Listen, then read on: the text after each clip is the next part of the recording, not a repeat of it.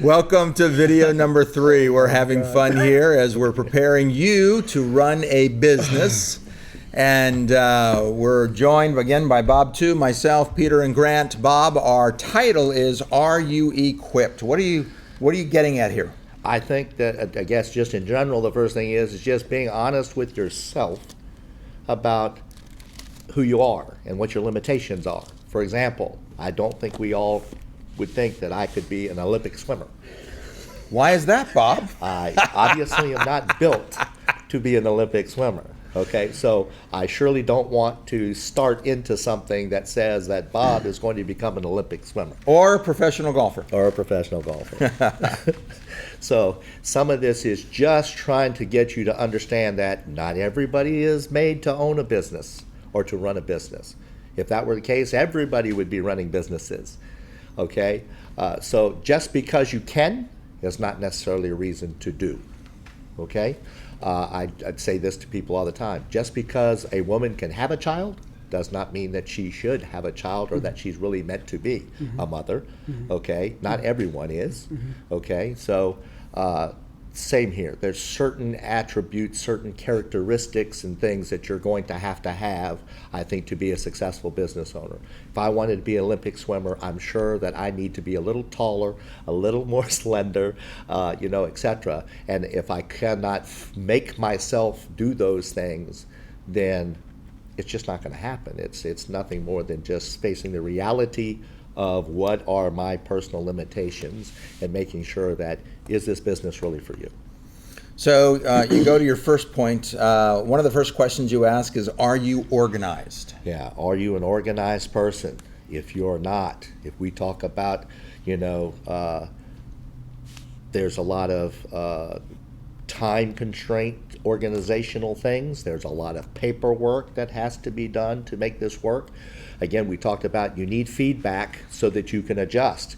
Well, your feedback is everything like the sales that you're getting and how many chickens are producing how many eggs. And so there's a lot of paperwork and things like that that have to be organized and done in order for you to analyze, get the feedback, adapt, make changes, and etc., or your business is not going to survive. So if you're not that kind of person, if you're not a kind of person that's going to keep up with receipts so you know what your spending is, if you're not keeping up with your sales so you know what that is, etc., then obviously you are operating kind of in the blind. All of us have different gifts from God. Some of us are very detail-oriented. Some of us are people persons. Some of us are forward thinkers. So we all have our different gifts. And if in running a business, which of those gifts would you say? I mean, they can all be used with different businesses. That's the problem. It's just got to be an appropriate business with the appropriate gifting. Correct. You talk about my son Hunter. Yes. My son Hunter's a people person. Absolutely. But the job that he once had was very detail oriented, and he was just dropping a lot of detail balls. And so you keep saying, Hunter, my son's name is Hunter. Hunter, you've got to find a business where you can use your social skills. You'll be perfect at that, and he would be. Yes. Absolutely, and he's working toward that. Grant, are you equipped? Did you think you ever equipped to be a business owner? Well, again, you never wanted to run a business in college. You'd have said you're crazy. Yeah. I would say so much of owning a business it's not so much about the business, it's about the qualities that make you qualified to run a business, right? And so I think, again, a lot of the things in my past when it comes to leadership equipped me to become a great business owner. At least I think I'm a decent business owner.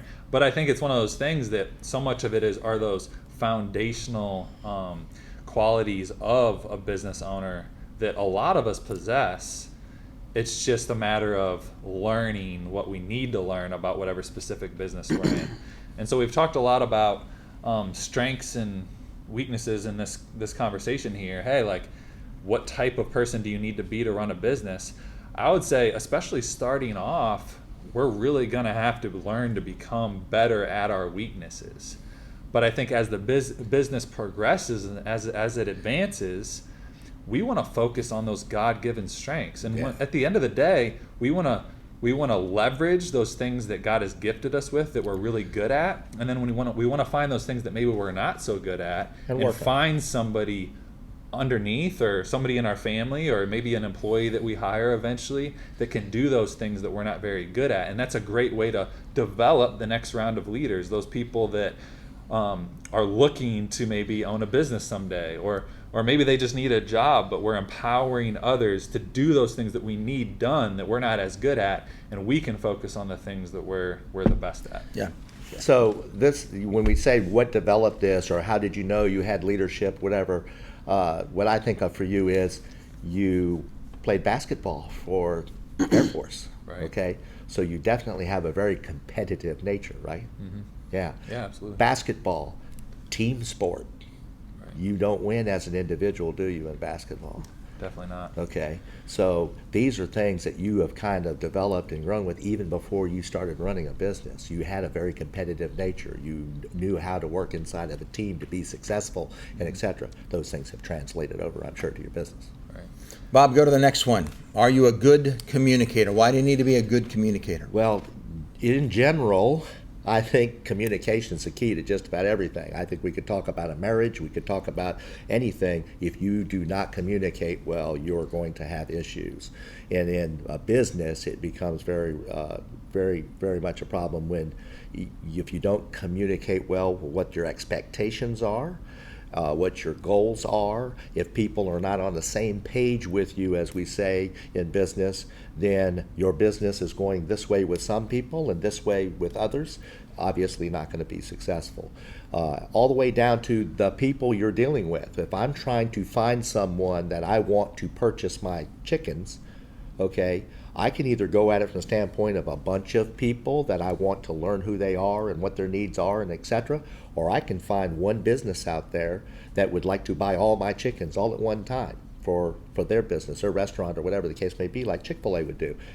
Do you think I'm going to need to be a good communicator to do that? I'm going to have to be able to sit down with business people and have good communication with them to do those kinds of things. So communication everywhere inside your business becomes key. It's how things are done the way you want them done. It's how you deal with the public in your service with them. It's going to be how you deal with your marketing, etc. Obviously, people who are better communicators, I'm just going to be honest, get a better deal. The better I can communicate my position, okay, the better deal I should be able to negotiate. Peter, this comes in with, you said you've got to be communicating not only to the people that are going to buy, you got to be communicating with your wife and your children, expectations. And so many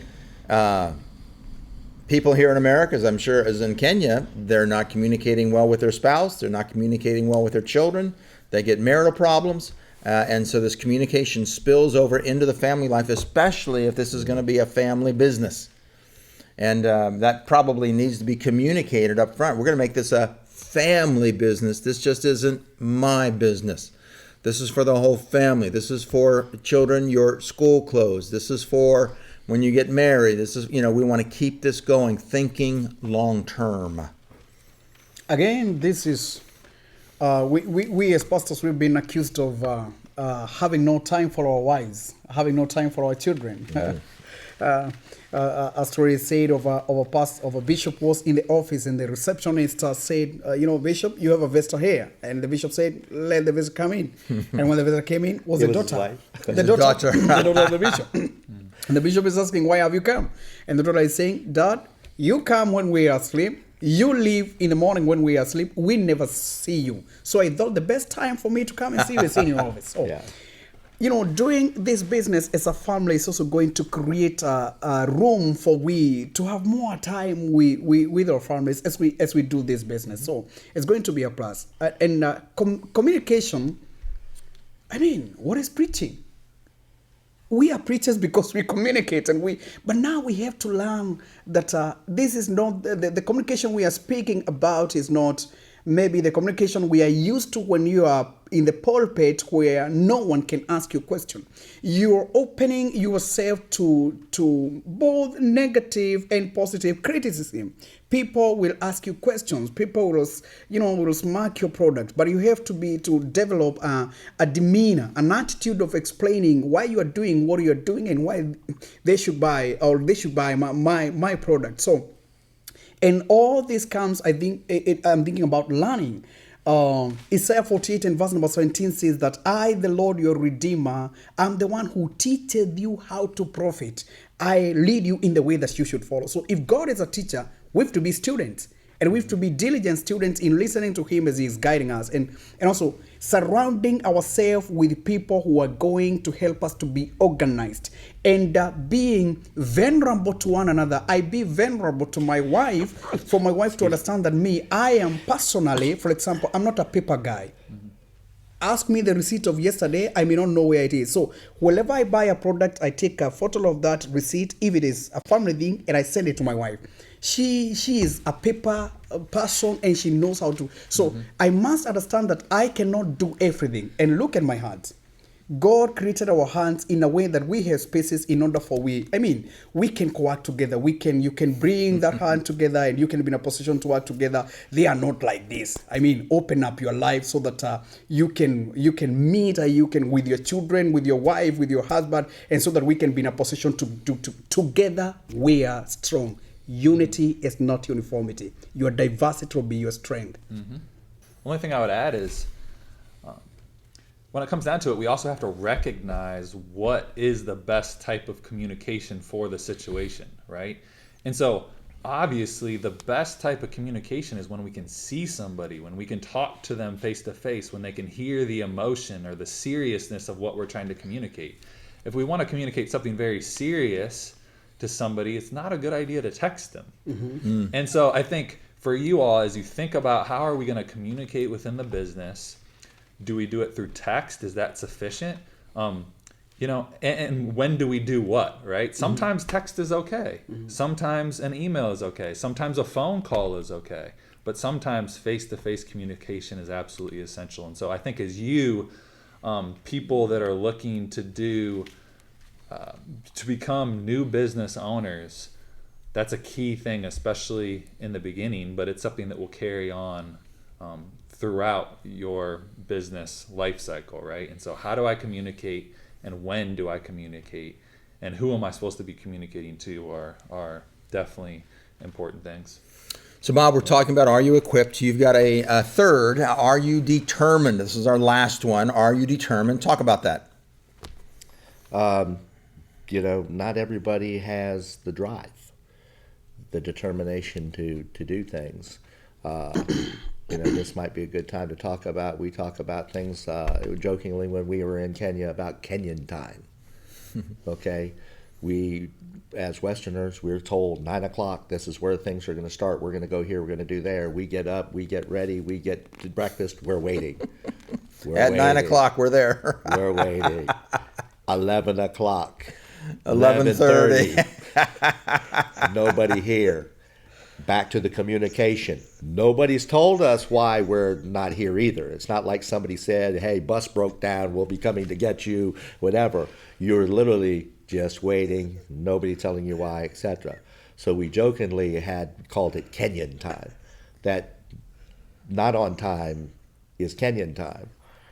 If you're only an hour, we consider that like you were really, really pushed, etc. Well, that's not going to work for business.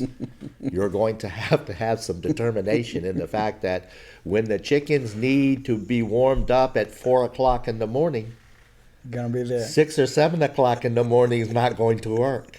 Dead chickens. Okay? I don't think dead chickens are worth anything. Maybe I'm wrong, but I don't think you can sell dead chickens. So you're going to have no choice but to be on time and to do things in a manner that may be different than what they're used to.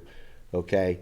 It's just not part of what they have done, the culture of what they have done in the past. But again, you're going to be a business owner. You're going to have to change some of the things that you do. Okay? If I can just jump in real quick, I think that's one of the exciting things about bringing some of our perspectives to the Kenyan business landscape.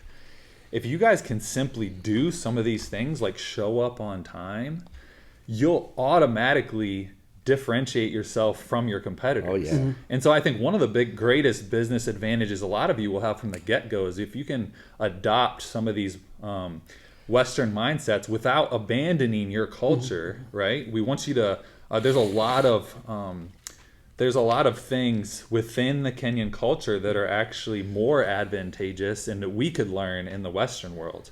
Well, I think showing up on time, communicating really well, doing what you say you're going to do, being disciplined, all these things are things that if you adopt from the beginning, I think you'll automatically see a difference between you and the guy next door. And I think it will lead to faster success than what we would normally see for people that are starting businesses within Kenya. Are you aware, Grant, that the Amazon, they're hiring all these young workers, in their warehouses? They get a $300 bonus if they just show up on time 5 days a week. Wow, no, I didn't know that. Yeah, all they got to do is That's show up there, and my friend's like, doesn't everybody show up? On time? And the answer is no. No. So many people don't show up on time. And as a business owner, what does that make you feel as a business owner when your employee does not show up on time? What do you feel? Right. Well, first thing, obviously it's disrespectful. You know that they don't care about the business as much as you. But for me, the biggest shame is, man, I'm constantly looking for leaders. There's a major gap always.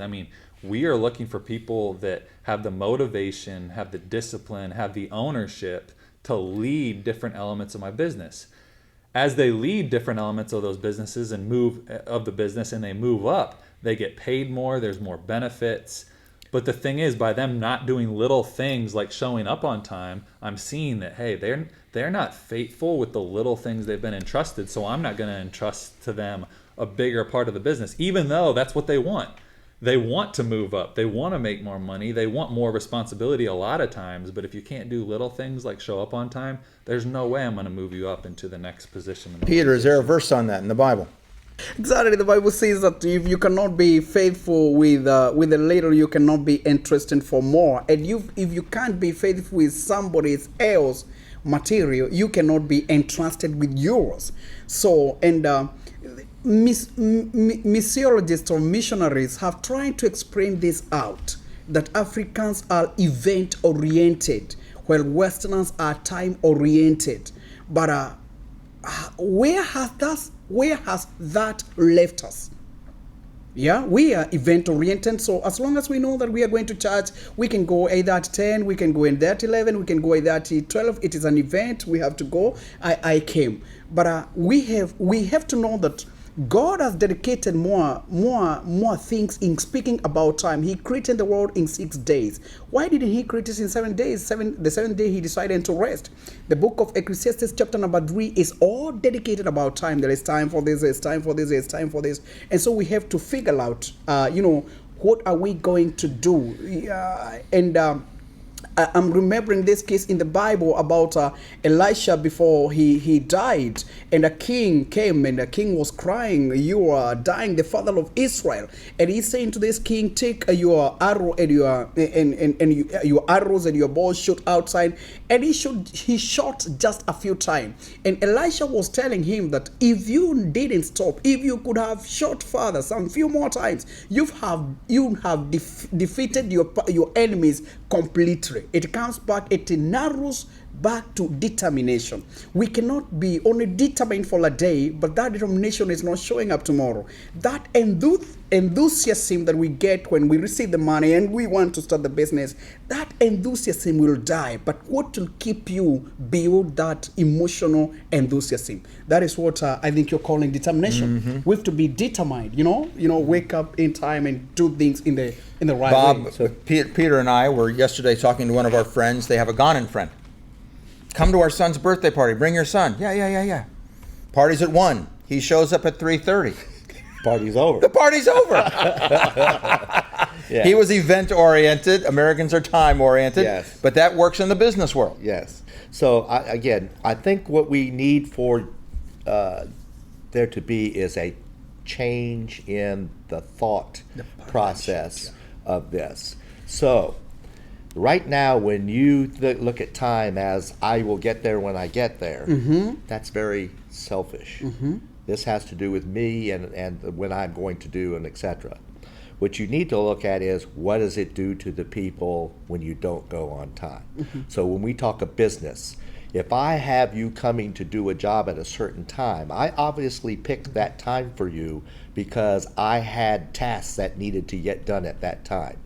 If you do not show up, somebody has to do those tasks. You have now affected somebody else and my business because now I have to take somebody from here and make them go Yeah. do your job. Okay, we can talk simply on the mission field. We're out there, we've traveled from the United States, we've paid lots of monies to Yeah. get here, we have agendas and things we want to do, and we want to make the most of our time here Yeah. to help. Okay, you have us wait 2-3 hours. You to don't, go and out I there. don't even explain. Okay, that is again not so much the fact that it's just disrespectful to us, it's disrespectful to what we are trying to do, and etc. You have basically put yourself in front of the situation. And Grant, what happens when your vendors show up late with food? It has a trickle effect for sure. So if people don't follow through, that's the thing about a team, even within basketball, right? If you run a play and somebody doesn't do their job, the play doesn't work. And so the same way when it comes to your business, if somebody doesn't do their job, it has a trickle effect on the rest of the business. And so it starts with the business owner. We have to have business owners that want to come through and you really establish the mindset and the heart and the expectations for everybody else in the business. And so what's cool about this is it will start with you, get your family involved, and as you guys demonstrate that heart and that mindset, then maybe the Lord will entrust to you other people that you can bring on board down the line to that you can mentor and develop to hold those same mindsets and have those same qualifications for the So let's business. use a practical example. You're running a chicken farm. You yourself, who normally go start up the charcoal at 4 a.m., you're out doing mission work. So your family is going to take care of this for you. They're in this with you. They're going to help you. Your son is supposed to get up and go do this at 4 a.m. Okay? He doesn't get up. He does not go, or if he does, he shows up at 6 or 7. Okay? Bunch of your chickens die. You come home, okay? How's that going to make you feel, etc.? About how does he respect what you asked and etc.? How he has let down the situation, but just as importantly is guess what his answer is going to be? His answer is going to be, well, you're never on time for anything, so you can't be mad at me for not being on time for something. So it's by the example that starts from the Sure, top. sure. Okay, next would be, let's say that he doesn't go out there, and your wife has to go run out there and take care of it. Therefore, she does not get done dinner or something because she's out doing somebody else's job. Yeah. Yeah. Okay, so it affects in many ways and etc. when this happens. It's just too important. As you watch our other teachings on theology, this all applies to the fact that God is looking for a bride for his son. He does not want an immature bride. He's looking for people who are faithful. Those are the verses that Peter quoted. If you're faithful in a little, I'll give you a lot. We've got to show our faithfulness here on this earth, not just for the businesses, not just for our family, but for God, Yeah. because he will reward us accordingly. Okay, Bob, are you equipped? Number 1, are you organized? Number 2, are you a good communicator? Number 3, are you determined? Anything else? Okay, Bob, there's a 4th one, emotional strength. Talk about it. That you really, really can't do a business if you don't have the emotional strength, and for that matter, even some physical strength to do this. I mean, to run a business is hard work. It does take some stamina. It does take some determination, and that's both spiritually as well as physically. And so, obviously you're going to need your family support, your pastor's support, etc., to spiritually and emotionally get through this. There's going to be times where you have sick chickens, or your chickens aren't laying eggs for some reason, and etc. And your first reaction is going to be very emotional. It's going to be, oh my gosh, this is going to hurt me. It's going to hurt my family. It's going to disrupt my business and my game plan, my forecast. And again, this comes in where it starts hitting you that way. Normally, most business people take it very personal first. Then they usually, for lack of better terms, kind of smarten up a little bit and realize that that's not going to solve any problem for me. I need to get through this and figure this out. That feedback, make adjustments, we're going to get through this, and etc. But many, many times, I know for me, I go home, I am looking for my wife to lift me up. I have had a bad day. I've experienced some things and etc. And I am hoping that she is there to tell me, don't worry about it. You've got this. You've always taken care of this. You remember the last time something like this happened, and this ain't going to be any different for you. You know, let's pray on this. We'll be fine. We'll get through this. Very important. Again, when we are talking about emotional strength, you have to be accessible. Those people who want to help you, can they access you? When you are emotionally down, are you vulnerable enough to say that I'm not making it in the right way? And when we look in the biblical example of 1 Kings chapter number 19, when we are talking about Elijah after killing the prophets of Baal, and now Jezebel is looking for this guy, and Elijah is sitting and lying at a tree, and he's telling God, I want to die. I mean, Elijah was vulnerable. He spoke what he was feeling. I feel like dying. I want to die. And you remember Jesus in the book of Matthew chapter 26 in the Garden of Gethsemane, he is asking the disciples, can't you pray with me even for an hour? I mean, even when you are emotionally down, be in a position to communicate. That is why we are being told in Proverbs 13 verse number 20, walk with the wise and you shall be wise, but a friend of fools will be destroyed. So walking with the wise means that, can these men, when I'm vulnerable, if they see I'm down, can they ask me, Peter, what are you going through? Will I be in a position to tell them, well, 10 of my chickens have died. I don't know what to do. I feel like closing down this business. Or they say, no, this is what we are going to do. Let's call a veterinary. I mean, so I'm saying, we must be in a position to open up our lives to the right people so that we can be accessible when we are down and they can lift us up. Grant, have you had times in your business where you wanted to quit? Absolutely, especially in the beginning. You know, I think there's things that happen that throw you off guard. And I remember there were times where certain things would happen, or I'd look at it and I'd be like, wow, if I lose that person, we are in really bad shape and we're probably not going to survive. And then we lost that person and we survived, and we actually ended up becoming way better even as a team, right? And so once that happened 4 or 5 times, you know, because I mean, the restaurant industry, a lot of turnover. We have less in our business, but the reality is people move on. And so I think once it happens 3 or 4 times, you start seeing, wow, we're actually going to be okay. Yeah. And I can tie this into a phone call I received last night where I have a key person in my business who, unfortunately, we're going to have to let go probably today. And so this is a real life thing. And in the past, I would have been, oh man, because I mean, this is an important person in the business. When they leave, there's probably going to be a few others that leave with her. And in, you know, my first year, I would have been a little bit more worried. I would have been, wow, I'm worried about what's going to happen. Like, are we going to make it? What am I going to? But now it's like, hey, we're going to be okay. You know, we're going to figure it out, because I have those tests that have happened early on in the business. I've seen what it takes to endure. God's given me strength and trust in Him, but also the determination and the resiliency to continue on. And so I know we're going to be fine. It becomes like a learning experience. What happens Right. is that you realize that, wow, if one thing or one person could really get me shaken to that degree, I should have never allowed my business to be in that position in the first place.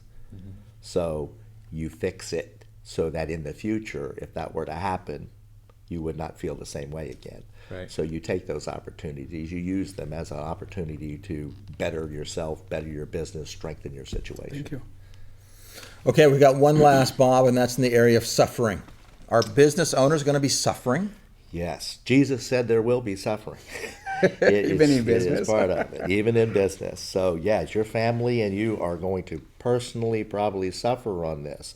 What I mean by this is that while you're building your business, while you're raising your chickens to get to the point to where they are producing either eggs or ready to be eaten or whatever, you're not going to be able to eat these chickens or touch these chickens or do anything with them. You're going to literally be spending money for feed and this, that, and the other. You're going to be spending your time and et cetera with these chickens, but you're not going to be able to partake of them, okay? And that doesn't just mean you.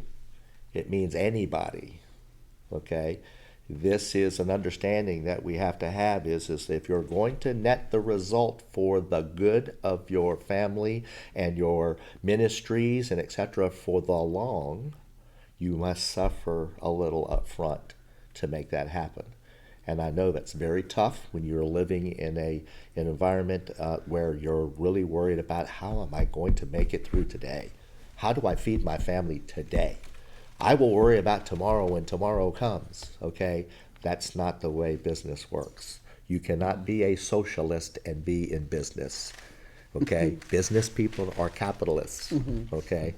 So this idea of socialization, which I think you can help us with culturally more explaining, just does not work for business. So how does that work? How does the socialism mindset affect a Kenyan pastor?